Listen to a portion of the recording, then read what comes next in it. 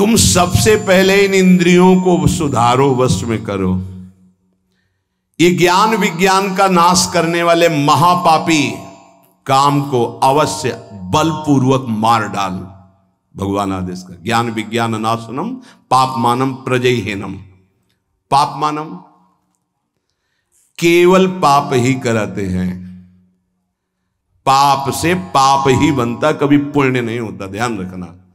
धर्म पूर्वक जो कमाया जाता है उससे पुण्य होता है, पाप पूर्वक कमाई से कभी पुण्य नहीं होता। चाहे सब का सब लुटा दो जाके, वो जिस जिसकी बुद्धि में जाएगा उसकी बुद्धि भ्रष्ट करेगा और उसका पाप उसको लगेगा जिसने दिया है। पाप मानम ही प्रजय ही। काम संपूर्ण पापों की जड़ है।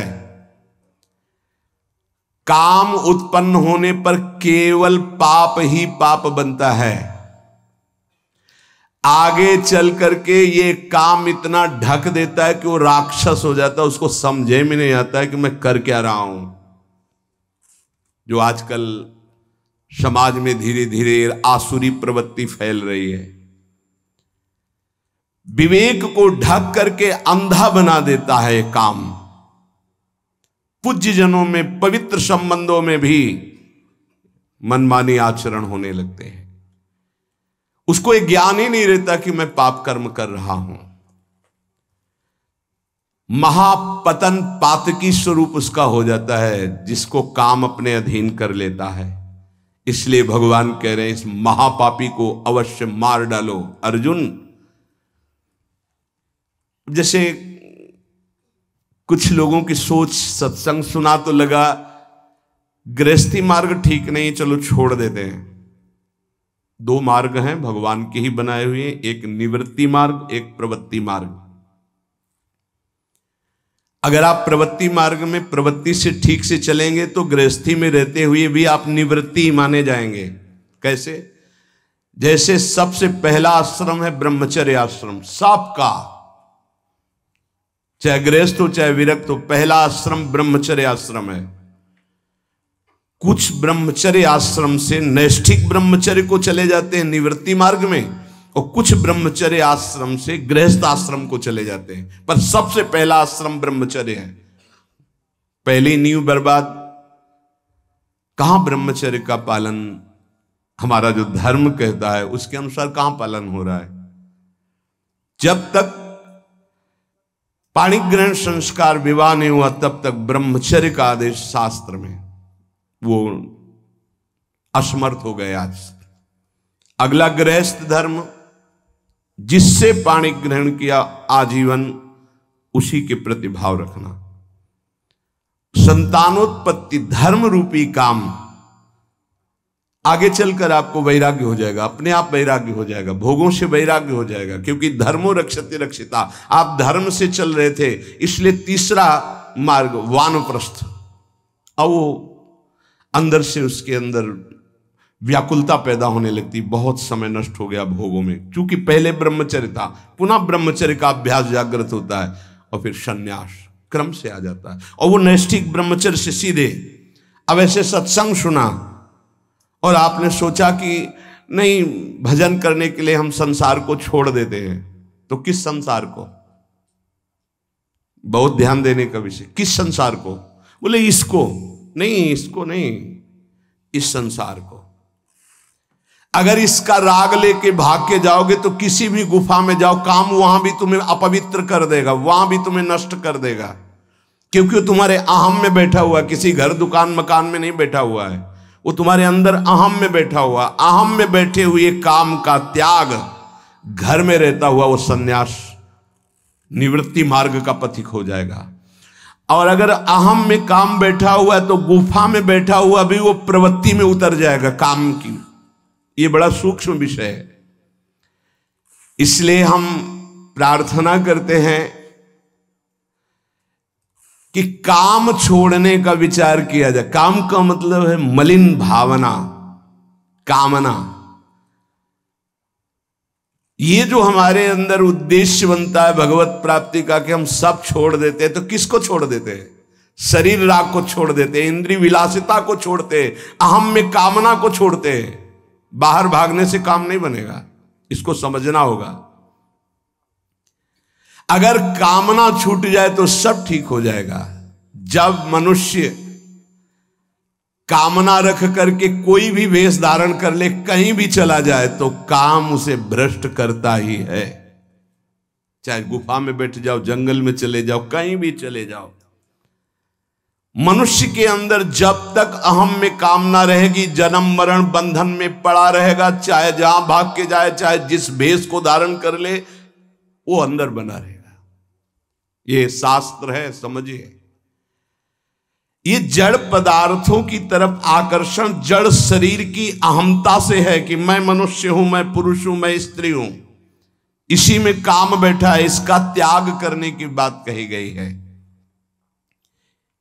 पशु पक्षियों तक को ये अपने अधीन किए हुए हैं। मनुष्य में एक शक्ति है जिसका नाम विवेक, ज्ञान, उससे बच सकता है। इंद्रियजन सुखों में, भोगों में, पदार्थों में जो कामना हो चुकी है, यही नहीं समझने देती कि मैं दिव्य भगवान का अंश हूं। केवल बातें बनाने से नहीं, मुझे किसी भी सुख की आकांक्षा नहीं है, किसी भी सुख का अभाव नहीं हमारे स्वरूप में।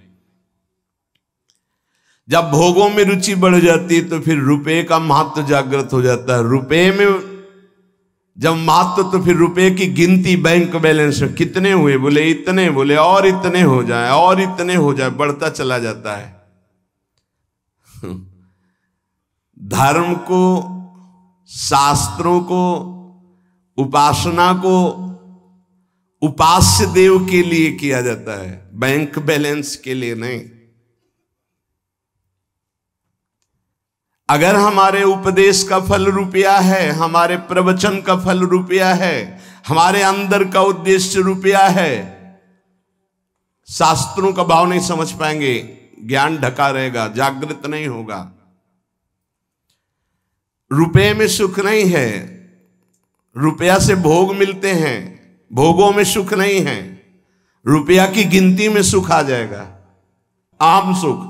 ये सारी कामनाएं अहम सुख में बैठी है। उपासक, इंद्रियाणि पराण्याहुरिन्द्रियेभ्यः परम मनः, मनसस्तु परा बुद्धिर यो बुद्धि परतस्तु सः, एवं बुद्धि परम बुद्ध्वा संस्तभ्यात्मानमात्मना, जय शत्रुम महाबाहो कामरूपम दुरासदम।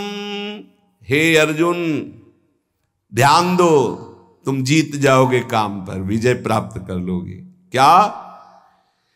इंद्रियों से, स्थूल शरीर से श्रेष्ठ, सबल, प्रकाशक, व्यापक और सूक्ष्म मन है।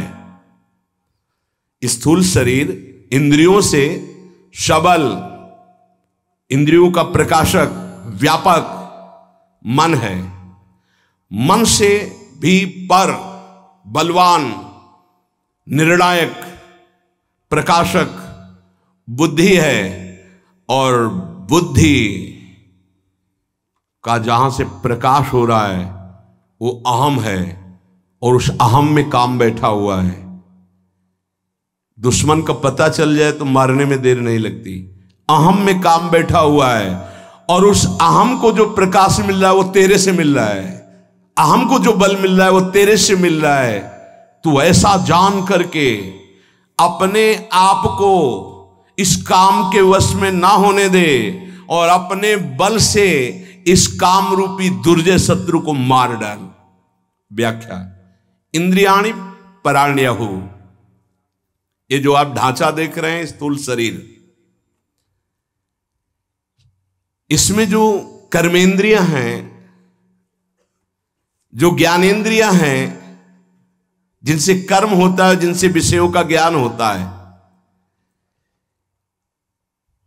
ये बहुत बलवान इंद्रियां हैं। अपने स्वरूप में आ जाएं तो अज्ञानी पुरुष से कुछ भी करवा लें। ये बहुत बलवान हैं। ये प्रवचन से नहीं रुकती, ध्यान रखना। प्रवचन देने और सुनने से नहीं रुकती हैं, ये भजन से रुकती है। जितना भजन करोगे उतने आप इंद्रियों पर शासन कर पाओगे, नहीं तो बातचीत केवल रहेगी। मुख्य बात हमारी समझ लीजिए, अनुभव की बात कहता हूं, जीवन भर की बात कहता हूं, संतों की बात कहता हूं, शास्त्रों की बात। जब तक आपके पास नाम जप रूपी बल इकट्ठा नहीं हो जाएगा तो ये बातें सुनोगे, समझ में नहीं आएगी, समझ में आ जाएगी तो जीत नहीं पाओगे। जीतने और समझने की बात केवल भजन से होती है, भजन में रुचि बहुत कठिन है।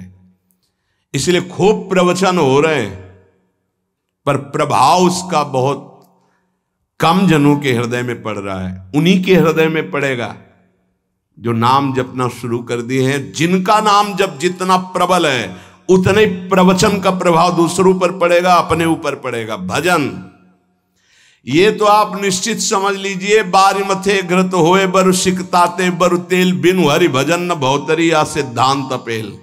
बिना भजन के बातें ही बातें रहेंगी।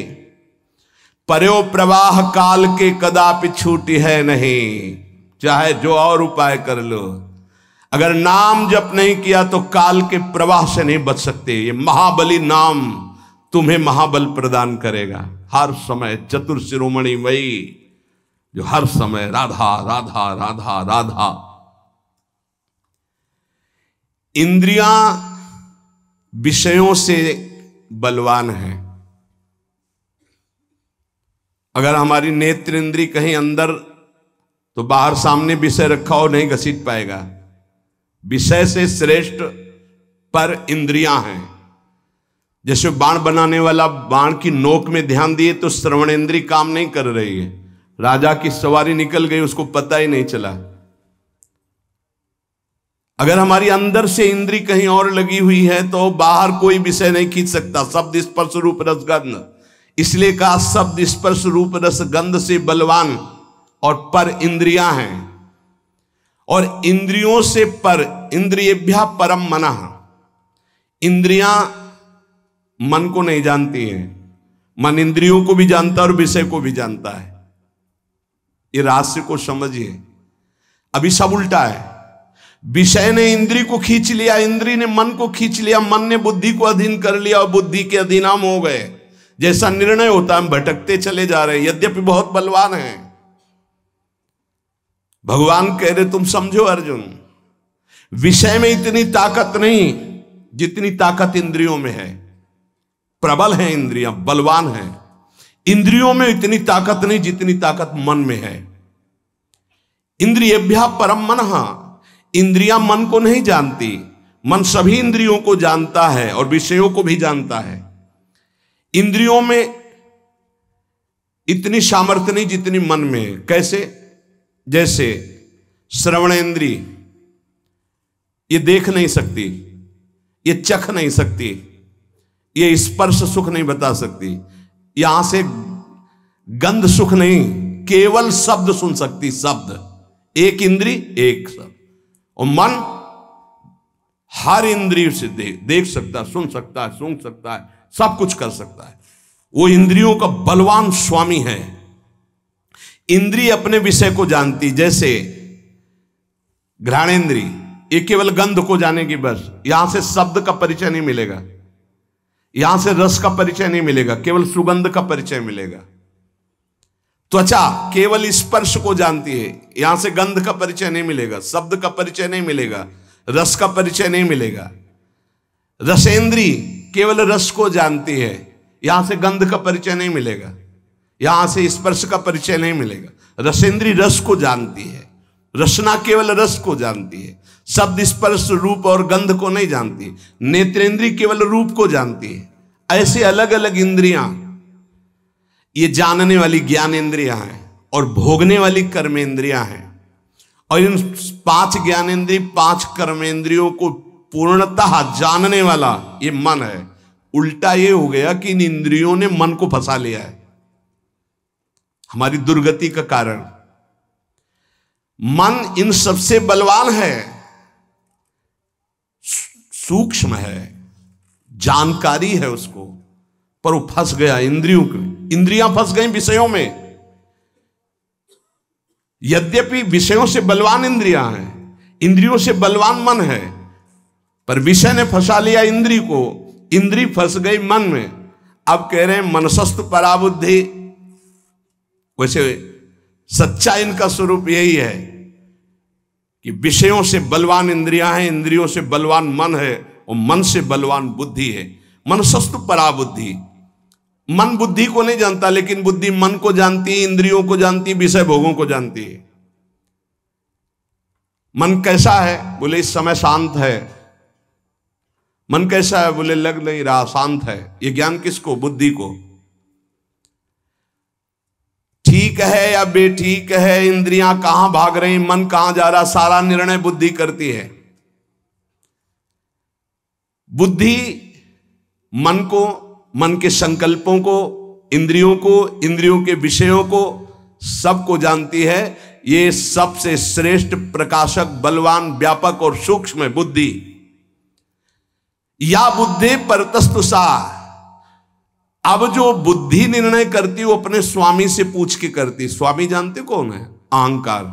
इसी अंतःकरण में ये मन कह रहा है कि ये भोग लूं, हाँ हाँ भोग लो। बुद्धि बड़ा सुख मिलेगा, मन कह रहा है हाँ हाँ ठीक है। ये देख लूं, ये छू लूं, ये सूंघ लूं। और अहंकार में बैठा हुआ चोर ये काम है। इतनी ऊंचाई पे बैठा, इसीलिए जल्दी मारा नहीं जा सकता। ये बहुत सूक्ष्म विषय भगवान वर्णन कर रहे हैं। काम कोई ऐसा नहीं है। कहां बैठा है? बोले बुद्धि जो निर्णायक है उसके ऊपर बैठा हुआ है, अहम के अंतर। ये जो देहाभिमान है इसी के अंतर काम बैठा हुआ है। या बुद्धि परतस्तु सा। बुद्धि का स्वामी ये अहंकार है। इसलिए वो निर्णय करता है, यार मेरी बुद्धि नहीं कहती कि मैं करूं, वो अहम बोल रहा है। ए बुद्धि जो भी करती है अहम की अनुमति से करती है। मन जो भी करता है वो बुद्धि की अनुमति से करता है। बुद्धि मन ये अहम सहित अधीन हो गए भोगों के, इसीलिए एक काम वहीं अहम में बैठा हुआ है। बड़ा सूक्ष्म विषय है। अपने को परम स्वतंत्र मानता है, पर अधीन है बुद्धि, मन और इंद्रियों के, इसलिए इसकी दुर्गति हो रही है। ये अहम जो अंतःकरण का है ना, या पूरा चैतन्य है ना पूरा जड़ है। ना जड़ है ना पूरा चैतन्य है। इसमें दोनों मिले हुए अंतःकरण वाले में, इसीलिए इसका त्याग करना होता है। शुद्ध अहम में ब्रह्म स्वरूप है। यह अंतःकरण का अहम मिश्रित है। चैतन्य घन आत्म स्वरूप का पावर ही इसी अहम पे पड़ रहा है। और ये जड़ अंश शरीर को स्वीकार किए हुए, इसी जड़ अंश में मैं स्त्री हूं, मैं पुरुष हूं, काम बैठा हुआ है। वास्तव में ये अहम काम में रहता है, वहीं से भोग की इच्छा प्रकट करता है। और सुख दुख का भोक्ता जो अहम है उसी के अनुसार बुद्धि चलती है, और बुद्धि के अनुसार मन, मन के अनुसार इंद्रियां, इंद्रियां विषयों में। सीधे अहम विषयों से आकर्षित है। पूरा सिस्टम उल्टा हो गया। मैं देखना चाहता हूं, मैं भोगना चाहता हूं, मैं सूंघना चाहता हूं। पूरा सिस्टम गंदा हो गया है। नहीं, जिसे कहते हैं पूरा सिस्टम भ्रष्ट हो गया, पूरा सिस्टम गिर चुका है।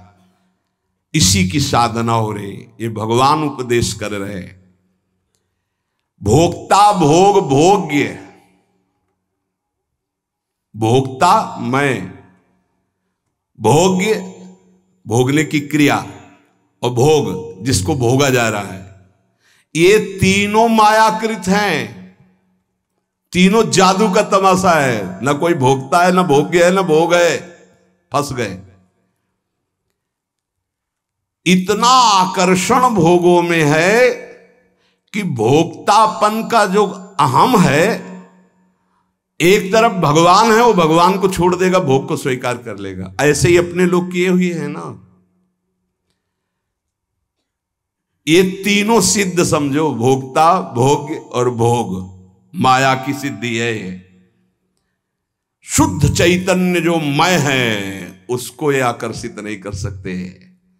ये जड़ अहम शरीर का जो है, इसी से हमारी दुर्गति हो रही। इसी का प्रयोग, इसी अहम को गुरु चरणों में समर्पित किया जाता है। इसी अहम को जब भगवान के चरणों में गुरुदेव समर्पित करते तो ये शुद्ध दासत्व में या ब्रह्म स्वरूप में स्थित होता, ज्ञान मार्ग या भक्ति मार्ग। ये जो चैतन्य से अहम प्रकाशित हो रहा है अंतःकरण का, ये सबका आश्रय, सबका आधार, सबका कारण, प्रेरक, श्रेष्ठ, बलवान, प्रकाशक, व्यापक, सूक्ष्म, ये है। जीव किसे कहा गया जानते हो? इसी अहम को स्वीकार करने के कारण। नहीं है क्या? सबका आश्रय कौन है? वही एक तत्व जिसे परमात्मा, भगवान, ईश्वर, सबका आश्रय, सबका आधार, सबका कारण, सबका प्रेरक, सबसे श्रेष्ठ, सबसे बलवान, सबका प्रकाशक, सबका व्यापक, सबसे सूक्ष्म। फंस कहां गया? इस अंतःकरण अहम धर्म में, देहाभिमान में। बस इसे ही मुक्त करना है साधना। जो प्रकृति का अंश है, शरीर, अंतःकरण, स्वभाव, इसको जो अहम ने स्वीकार कर लिया, ये जड़ अहंकार के कारण ही चैतन्य घन परमात्मा स्वरूप को जीव कहा गया। चैतन्य में कभी विकृति नहीं होती, उसमें कोई विकृति नहीं है, पर भ्रम से देहाभिमान होने के कारण वो इस दुर्दशा को, ना जन्मने वाला ना मरने वाला भी जन्म मरण को प्राप्त हो गया। ये भ्रम सुख दुख का भोक्ता बन बैठा, सुखी दुखी होने लगा, जड़ के अंश को स्वीकार करने के कारण। कहा जाता है नैनम छिन्नन्ति शस्त्राणि नैनम दहाति पावका न चैनम क्लेदयन्त्यापो न शोष्यति मारुता। ये शुद्ध स्वरूप अपना है। अपने स्वरूप को भूल करके इस अंतःकरण अहम धर्म से युक्त हो जाने के कारण मैं भोक्ता, मैं करता, मैं सुखी, मैं दुखी, अब मरना भी है, जन्मना भी है, ये चलता रहेगा। इसी को मिटाने के लिए मुझे मानव जन्म और सत्संग मिला है। इस जड़ चैतन्य का तदात्म आकर्षण हो गया है, कभी हो नहीं सकता पर हो गया, यही माया है। श्री भगवान कह रहे हैं मारो इसको, ये समझकर कि तुम्हारे बल से बलवान होकर के अंतःकरण का अहम बुद्धि के प्रलोभन में आकर के कि ये सुख है, भोगो, भोगने में सुख है, धन कमा लो, एकत्रित कर लो, इसमें सुख है, और मन उनका संकल्प करता है, इंद्रियां उनको भोगती, इसको मैं स्वीकार करता हूं, इसी से मेरी दुर्गति हो गई। हे अर्जुन, इंद्रियों से परे मन, मन से परे बुद्धि, बुद्धि से परे अहम, अहम तेरे से प्रकाशित हो रहा है। ये तेरा स्वरूप नहीं, अंतःकरण का अहम। मार डाल इस अहम में बैठे हुए काम रूपी शत्रु को। संस्तभ्यात्मान मात्मना, काम को मारने का उपाय भगवान बता रहे हैं। जब तक आप अपने को भगवद अंश स्वरूप नहीं मानेंगे तब तक काम से रहित नहीं हो सकते। अब अपने को भगवत स्वरूप मानने के लिए भगवान कह रहे उद्धरेदात्मनात्मानम, अपने आप से अपना उद्धार कीजिए। एनात्मयुवात्मना जितो, अपने आप से अपने आप को जीत लीजिए। अब ये बड़ा कठिन है, समझे? इतनी देर हुआ, कुछ समझ में आया, पकड़ में आया? अभी जब चलोगे तो वही आएगा कि मैं शरीर हूं, वही फिर चिंतन चलने लगेगा। प्रभु से अब सहज भाव में आ जाओ। प्रभु से विमुख होने के कारण ये शरीर, ये संसार, ये संबंध हमें बांधे हैं। जब हम गुरु की शरण में होते तो इन्हीं पे प्रहार होता है, बहुत बुरा लगता है उसको, जन्म जन्मांतर से उसी में फंसा है। तो पूज्य राधा बाबा जी ने कहा था कि साधु जिसके पीछे पड़ जाता है उसका कल्याण करके छोड़ता है। आपको अभी बुरा लग रहा है, बाद में नाचोगे कि कृपा हो गई जो मुझे इन संबंधों से रहित कर दिया, नहीं तो उन्हीं में फंसे हुए जीवन चला जाता। मैं सब कुछ नहीं जान पाऊंगा, इतना फंस चुका हूं। तो जो जाने हुए हैं, इसीलिए वही भगवान जनाने के लिए गुरुदेव के रूप में आते हैं। इस संसार संबंध को काटने के लिए गुरु कृपा कुल्हाड़ी का काम करती है। तो आप मान जाओ भाई, तुम ऐसे नहीं मिलोगे, तुम उनसे बात नहीं करोगे, तुम ऐसे, तो उनको लगता है कि क्या चाहते क्या है, चाहते हैं कि आप असंग हो, आपका स्वरूप असंग है, ये जान जाओ तुम। तुम्हें किसी संग की जरूरत नहीं, किसी भोग की जरूरत नहीं, किसी पद की, किसी संपत्ति की नहीं जरूरत है, नहीं जरूरत है। मान लीजिए आप इतने खुद सुख समुद्र हैं कि आपको किसी सुख की जरूरत नहीं। आप जरूरतें मान मान करके फंस गए, इसीलिए आपको जरूरत से हटो हटो हटो। असंग हो तब तुम जान पाओगे कि तुम हो कौन। इस काम की पूर्ति कभी नहीं हो सकती, इसलिए काम से हटना ही विवेक है, बुद्धिमानी। हटो इससे। जिस संसार से, जिस शरीर से, जिस संबंधियों से संबंध जोड़ा है, जब तक तुम संबंध नहीं तोड़ोगे तो कोई नहीं तोड़ सकता। इसलिए उद्धरेदात्मनात्मानम, अपने द्वारा अपना उद्धार करो। तुम्हें उपदेश हो सकता है लेकिन तोड़ना तुम्हें पड़ेगा। फोन से बात करना, जाके मिलना, बार बार बात करना, बार बार व्यवहार तो वो संबंध पुष्ट कर रहे हो आप, और कुछ नहीं कर रहे हो। आप अपना पतन कर रहे हो, कुछ नहीं कर रहे हो। कोई बड़ी बात नहीं, पूरा संसार इसी में फंसा है। बड़ी बात यह है कि उस फंसाव से हट गए। देखो दो मार्ग हैं, बार बार समझ लीजिए, निवृत्ति और प्रवृत्ति। प्रवृत्ति मार्ग में माता पिता को भगवान समझ करके खूब मेहनत करो और कमाओ और सबकी सेवा करो। और निवृत्ति मार्ग में कदम रख दिया तो लौट कर पीछे नहीं देखा जाता। कौन माँ, कौन पिता, कौन भाई, कौन परिवार, कुछ नहीं। मार्ग का प्रभाव होता है। अगर ये देखोगे तो फिर उनका उद्धार नहीं कर पाओगे, और अगर निकल गए तो 14 पीढ़ी आगे की, 7 पीछे की, 21 पीढ़ियों का कल्याण हो जाता है। मान लीजिए बात। जब इसमें आई गए हो निवृत्ति मार्ग में, तो अब लौट कर कदम पीछे मत देखो। जिम्मेवारी प्रभु के चरणों में समर्पित करो। पूरे विश्व ब्रह्मांड का भरण पोषण करते हैं, तुम्हारा भरण पोषण तो बहुत छोटी बात है। चिंता क्यों करते हो? क्या चाहिए? आज तक जो भरण पोषण कर रहा है वो किसकी सामर्थ्य थी कि मां के शरीर में रक्त को दूध में बदल दे?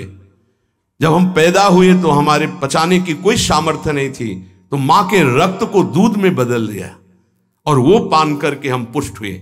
जब वो इतनी व्यवस्था पहले से रखे हुए, हमको चिंता क्या करनी? गर्भ में जब जिसने हमारी रक्षा की, गर्भ के बाहर आते ही जिसने हमारी व्यवस्था भोजन की कर दी मां के वक्षा स्थल में, वो हमारी जीवन में व्यवस्था नहीं करेगा? करेगा। हमको चिंता नहीं करनी। इसलिए भगवान से पूरा संबंध जोड़ लो, अभी ठीक हो। ये दूसरा भाव वर्णन किया जाता भक्ति का। पहला शुद्ध भाव था विवेक के द्वारा। अगर वो तुम्हारी समझ में नहीं है तो ये समझ लो, जिसने संसार से जितना संबंध जोड़ा है, शरीर से संबंध जोड़ा, भोगों से जोड़ा, उसी को तोड़ना होगा। तुम्हें शास्त्र उपदेश हो जाएगा, गुरु उपदेश करेगा, तोड़ना आपको पड़ेगा। भैया आपकी इच्छा की बात है, आप अपना उद्धार अपने द्वारा कीजिए, भगवान का आदेश। इसलिए आपको ही सारे संबंध छोड़कर भगवान से संबंध जोड़ने पड़ेंगे। जोड़ने क्या है? उन्हीं के हैं, मान लीजिए। तोड़ना तुम्हें पड़ेगा, तोड़ना पड़ेगा। नाता एक राम जी से, दूजा नाता तोड़ दे, तोड़ना पड़ेगा। दुरादपाश स्वजनान। अगर गृहस्थी में हो तो अंदर से भगवत भाव करो, विरक्ति में हो तो भगवत भाव करते हुए दूरी बना के रहो। दोनों मार्गों का अलग अलग है। आपको प्रभु से संबंध जोड़ना पड़ेगा। वो तो संबंध माने हुए, ममैवांशो, तू मेरा अंश है, लेकिन तुम कहां हो? शरीर में, संसार के संबंधों में। इसीलिए तुम काम विजयी नहीं हो पा रहे। अपने द्वारा अपने आप को वश में करो, तुम्हें किसी सुख की जरूरत नहीं। तुम्हारे सुख को नष्ट करने वाली हर चेष्टा होगी। अगर इन चेष्टाओं से सुख ले रहे हो तो बंधोगे, सुख है नहीं।